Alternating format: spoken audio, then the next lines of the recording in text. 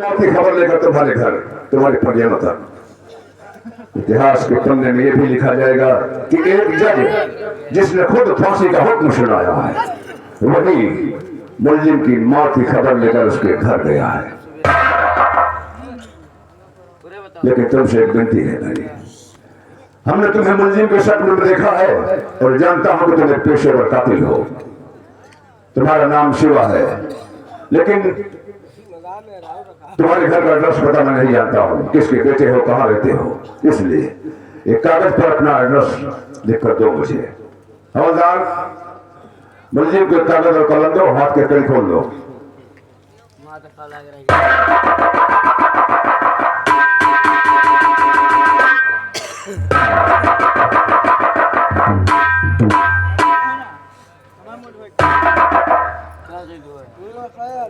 शिवा सनाप राम प्रसाद, मुखर नंबर 151, गांव वृंदावन,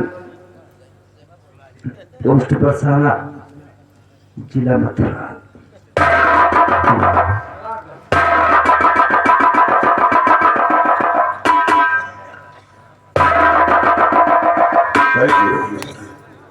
हवलदार, मुझे बोले जाओ और इंस्पेक्टर सुखदेव सिंह को मेरे पास देखो। साहब, जाने से पहले एक विनती करना चाहता हूँ, जब मेरी फांसी हो जाए तो मेरी लाश मेरे परिवार वालों तक मत भेजना चाहता। यही तो चाहता था।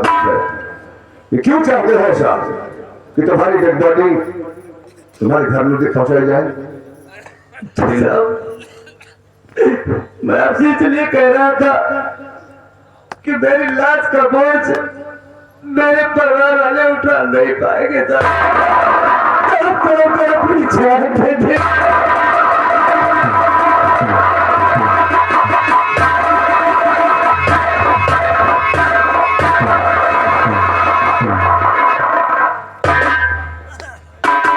समझे? सुखदेव सिंह जी सर। मुलजिम ने दो इच्छा जाहिर किया है। पहली इच्छा कि जब उसकी फांसी हो जाए तो उसकी मौत की खबर उसके घर वालों तक मैं जाकर पहुंचाऊं, और दूसरी इच्छा जाहिर किया है कि जब उसकी फांसी हो जाए, पोस्टमार्टम हो जाए, सारी कागजी कार्रवाई पूरी हो जाए तो उसकी डेड बॉडी उसके परिजनों को न सौंपी जाए, बल्कि जेल में ही उसकी लाश का अंतिम दाह संस्कार करवा दिया। इसलिए जेल साहब से कह देना कि जज साहब ने कहा है कि मुलजिम की अंतिम इच्छा यही है कि उसकी फांसी के बाद उसकी लाश का अंतिम दाह संस्कार जेल में करवा दें, और जेल के उत्तर तरफ जो काफी जमीन खाली पड़ी है, जब उसकी फांसी हो जाए, सारी कागजी कार्रवाई पूरी हो जाए तो उसी मैदान में इसका अंतिम दाह संस्कार करवा देंगे। और मैं शिवा के दिए गए एड्रेस के मुताबिक शिवा के गांव जा रहा हूं उसकी मौत की खबर पहुंचाने, क्योंकि मैं कल पहुंचूंगा और तब तक शिवा की फांसी हो चुकी होगी। चलता हूं मैं। ओके।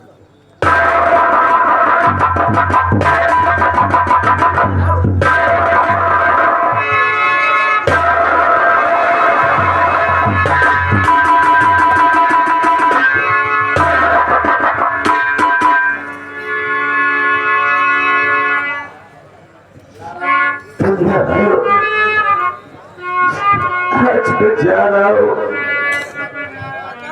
लेकिन आप लोगों से विनती है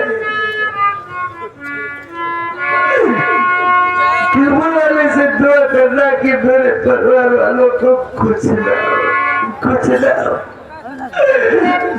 राधा तेरे भैया तुझसे दिया वो वादा पूरा न कर सका, तुम का इलाज न करा सका, मेरी बहन अपने बदनसीब भाई को माफ कर देना बहन, माफ।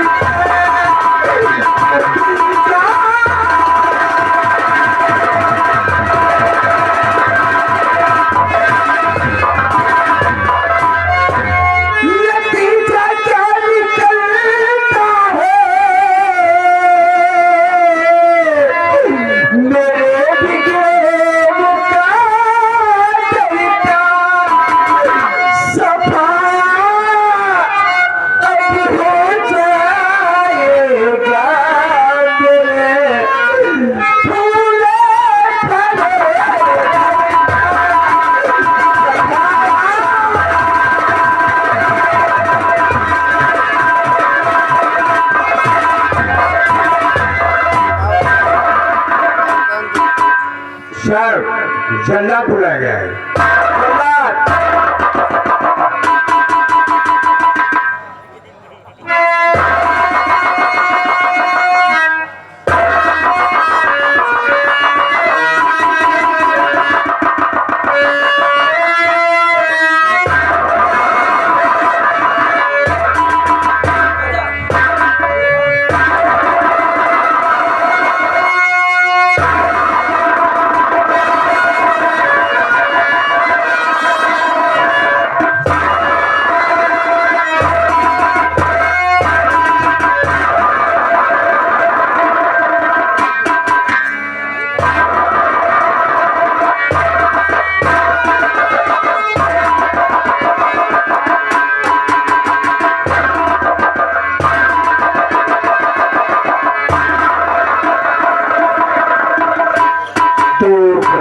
बीत गया, मेरा बेटा सिवा ना तार भेजा, ना चिट्ठी भेजा, ना घर लौट कर आया।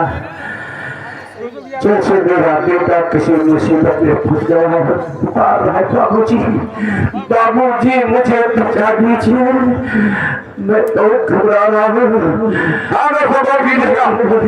जो सत्य है और आप किसी की भी हो, वो भले ही आंखों से दूर हो, लेकिन जब अपने बच्चे पर कोई मुसीबत पड़ती है, कोई विशेष संकट पड़ता है, तो यहाँ माँ बाप को जैसे आभास हो जाए, उनका दिल रोने लगता है, कहने लगता है कि तुम्हारा बच्चा कितनी मुसीबत में है। और यही आभास हो रहा है शिवा के पिता को। उधर शिवा की फांसी हुई, इधर शिवा के पिता का दिल घबराने लगा, रोने लगा, पूरा परिवार तड़प रहा है।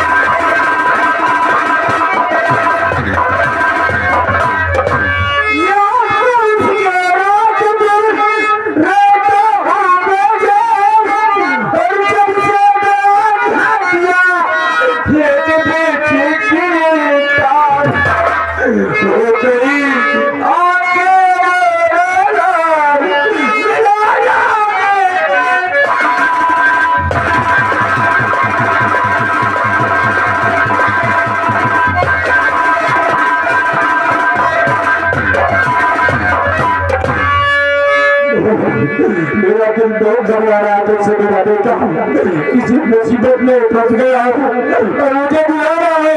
देखिए बाबूजी, तुम्हारे रोने से क्या वो सुन रहे? क्या तुम्हारे रोने से वो घर आ जाएंगे? बाबूजी, भगवान का ख्याल रखो, हो सकता है शहर जाने के बाद में कोई मालिक न सही मिला हो, न छुट्टी देता हो उन्हें। बाबूजी बाबूजी रखिए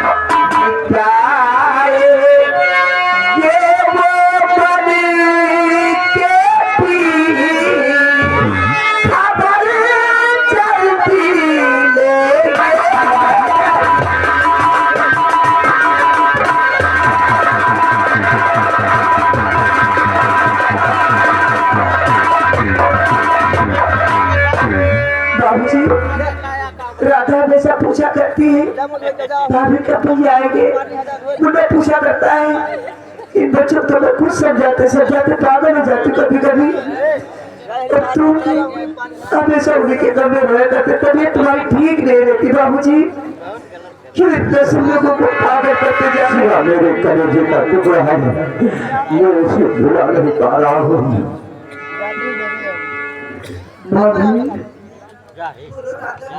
भैया का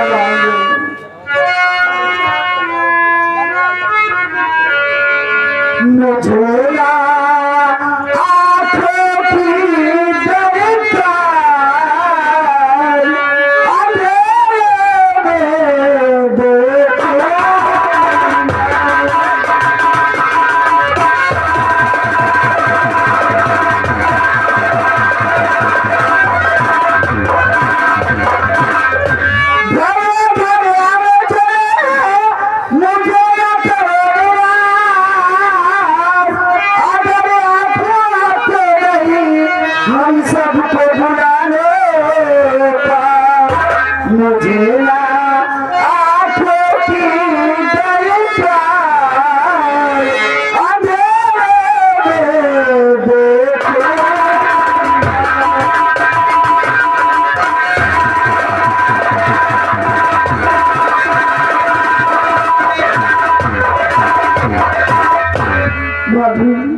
भैया कब आ गए?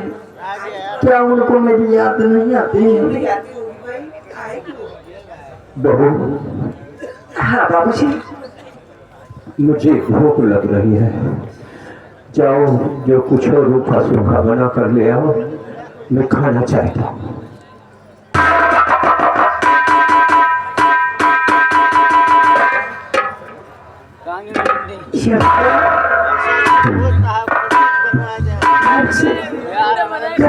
राशन खत्म हो गया, सुबह मैंने नहीं बनाया। जब राशन नहीं तो खाना कहाँ से मैं बनाऊँ? तो बाबूजी के लिए खाना दियो, मैं कहाँ से खाना लाऊं भगवान? अरे जिंदगी से मुझे बहुत है भगवान। इन बच्चों से, दादू जी से, इन लोगों का दुख नहीं है, मुझसे देखा जाता। कहाँ से मैं खाना लाऊं? इससे बेहतर कि मैं यहाँ से इधर को चली जाती हूँ। बाबूजी फिर किससे खाना मांगेगी?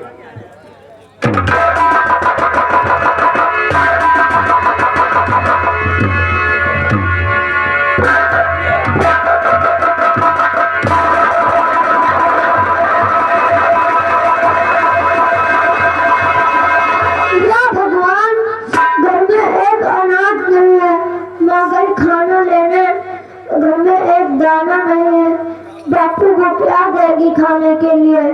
मैं एक काम करता हूँ, घंटी बजा देता हूँ, बाबू स्टेशन पर चले जाएंगे।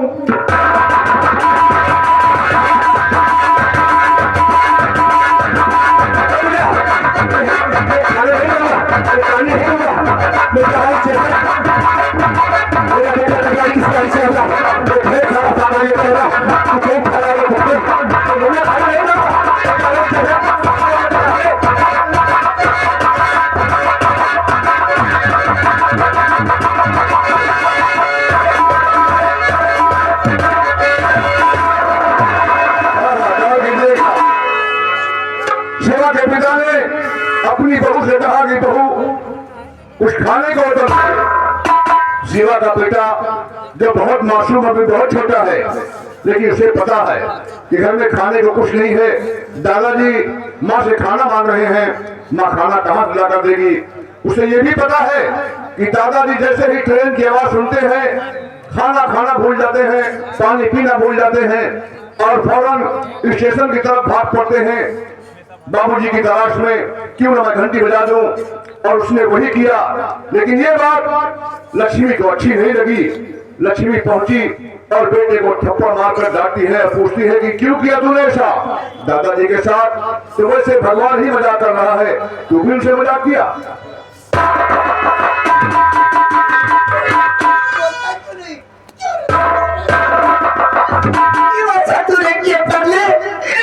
भगवान ने तो ऐसे बुरे बाबू के साथ खिलवाड़ कर रहा है और तूने मुझे तोड़ा दिया प्लेटफॉर्म की तरह। क्यों ऐसा किया? माँ, मैं जानता हूँ घर में एक दाना नहीं है। पिताजी मांग रहे थे, आप उन्हें क्या देती? इसीलिए मैंने सोचा कि मैं घंटी लगा दूं, दादा दौड़ते हुए प्लेट में चले जाएंगे, आप खाना देने से बच जाएंगी।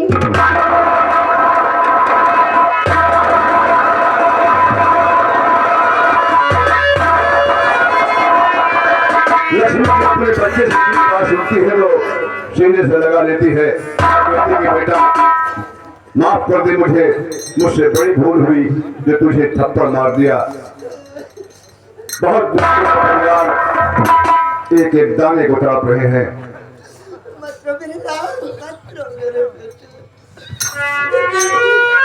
भगवान मुझे माफ कर दे, भगवान मैंने आज अपने बच्चे को हाथ मिला दिया, भगवान मुझे माफ कर दे। नहीं मैं चाहती थी कि मेरा बेटा इतना भी समझदार होगा। मुन्ना क्या कर बेटा,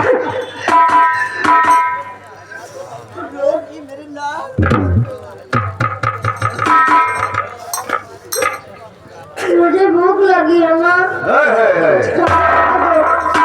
छोटा बच्चा तड़प रहा है, कह रहा माँ मुझे भी भूख लगी है, और बच्चे की आवाज सुनकर माँ की ममता रो पड़ती है, तड़प रही है और कह रही कि हे भगवान इससे तो बेहतर मुझे मार दे दे।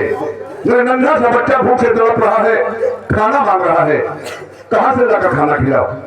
आज मैं अपने बच्चे को रोटी का टुकड़ा नहीं खिला सकती, ऐसी जिंदगी से तो मौत दे दे भगवान।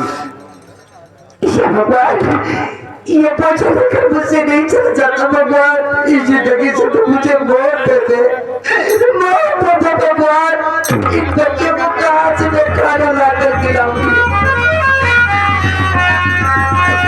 बेटा तुझे तो ये पता है कि जब घर को राशन ले तो मैं कहाँ से तुम लोगों को खाना बनाकर कहाँ से खिलाएगी। एक दिन न सदा किसी का होता है, कभी कोई शाह कभी शाह से गदा होता है। छोटा सा परिवार था, भले ही खेती किसानी करते थे, लेकिन सुख से एक रोटी खाते थे, कमाते थे, बड़ी खुशी से जीवन बिताते थे। लेकिन जमींदार के जुल्म ने इस परिवार को ऐसे मोड़ पर लाकर खड़ा कर दिया है। आज एक माँ बच्चे की भूख को देखकर तड़प रही है, भीख मांगने जा रही है गांव वालों के सामने, बस्ती वालों के सामने, अपने बच्चे के लिए, उसके पेट की रोटी के लिए। और यही इसी बात पर इस बच्चे को के दुख को देखते हुए हमारे पार्टी के नकार नवाज माननीय श्री राम समूह जी आप मकड़ी ये साहब 20 रुपए से बच्चे की मदद कर रहे हैं और कह रहे हैं कि बेटा घबराओ नहीं, दुख के साथ सुख भी है, रात होती है तो सूरज भी निकलता है। और ये 10 रुपए का पुरस्कार हमारे बाबू उमेश कुमार आप जान बहु इस बच्चे की मदद कर रहे हैं, ईश्वर इनका भला करे, धन्यवाद। अच्छा, ये रिंकू की मम्मी की तरफ से इस गरीब परिवार के लिए भोजन के लिए 10 रुपया 20 रुपया आ रहा है। हमारी पार्टी हम लोग शुक्रिया अदा करते हैं। और ये 100 के नोट से एक साथ में 20 रुपये दिए हैं भोजन करने के लिए, इस गरीब की मदद करते हैं। और एक माता जी ने 50 रुपये दिए हैं, इस गरीब की मदद करते हैं भोजन करने के लिए। मैं ईश्वर से प्रार्थना करूंगा कि जिस माँ ने इस बच्चे के दुख दर्द को देखते हुए, इसकी भूख को देखते हुए 50 रुपए से इसकी मदद किया है, ईश्वर उनके बच्चों को कभी दुखी न करे। और वो माँ जिसने पैसे दिए हैं उन्हें भगवान लंबी उम्र दे। धन्यवाद। मुन्ना, ये बेटा बस्ती मस्त हुए।